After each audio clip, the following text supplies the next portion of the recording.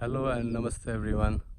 अहिले म एसियाकै ठुलो भ्याली दाङ भ्यालीमा छु। दाङ भ्यालीको दृश्य हो यो, जुन तपाईले देखिराख्नु भएको छ। यति ठुलो भ्याली छ, यति ठुलो भ्याली छ, तपाईले हेर्न सक्नुहुन्छ यहाँबाट।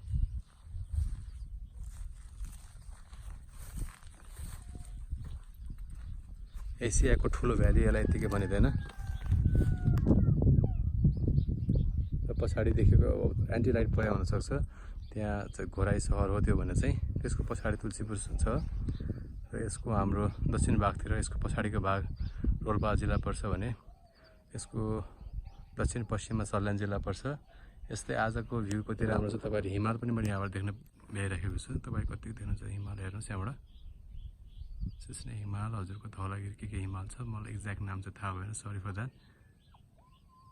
It's very amazing place. तपाईँ यहाँ आउनु होला दाङ आएको बेलामा। यो खास टाढा पनि छैन घोराईबाट हजुरको। It's just 15 kilometre far from Ghorahi city and you can come here by bike. यति राम्रो आजको भ्यू छ, यति वेदर यति राम्रो छ हजुरको। लास्ट टाइम हामी यहाँ आउँदाखेरि पोखराको साथीहरू आउनु भएको थियो र हामीले यहाँबाट प्याराग्लाइडिङ पनि गरेको थियौँ। प्याराग्लाइडिङ यहाँबाट गरेर हामी चाहिँ तल ल्यान्ड भएको थियौँ। यो रामपुर भन्ने ठाउँ हो, यो गाउँ हो र यहाँबाट यो भ्याली सुरु हुन्छ। तपाईँले त्यता देख्नुहुन्छ त्यो घोराई सिमेन्ट फ्याक्ट्री हो भने चाहिँ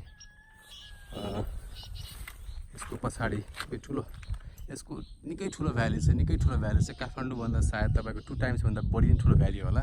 त्यसैले यसलाई एसियाकै ठुलो भ्याली भनिन्छ दाङ भ्यालीलाई। र दाङको वेदरको कुरा गर्नु पर्दाखेरि यो मेरो विचार, I'm not pretty sure but it's like 900 देखि 1000 मिटर हाइटवाला समुद्र सतहदेखि यसको। त्यसले गर्दाखेरि यहाँको मौसम पनि एकदमै राम्रो छ। न धेरै गर्मी हुन्छ यहाँ, न धेरै जाडो हुन्छ हजुरको होइन।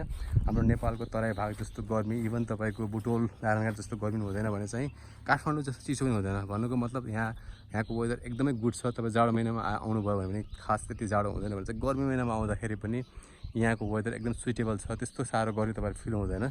सो दाङ भिजिट गर्नु होला।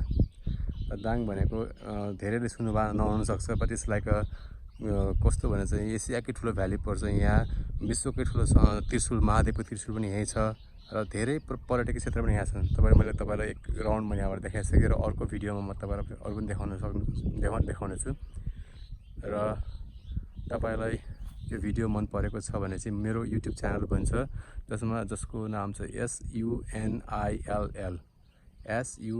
SUNILL सुनिल VLOG भ्लगमा गएर मेरो युट्युब च्यानल सब्सक्राइब गरिदिनु होला, लाइक गरिदिनु होला, सेयर गरिदिनु होला। तपाईहरु आगामी दिनमा मैले यस्तै राम्रो ठाउँको भिडियो, राम्रो ठाउँको फोटोहरू पोस्ट गरेर तपाईहरु माझ ल्याउनेछु। धन्यवाद। जय नेपाल।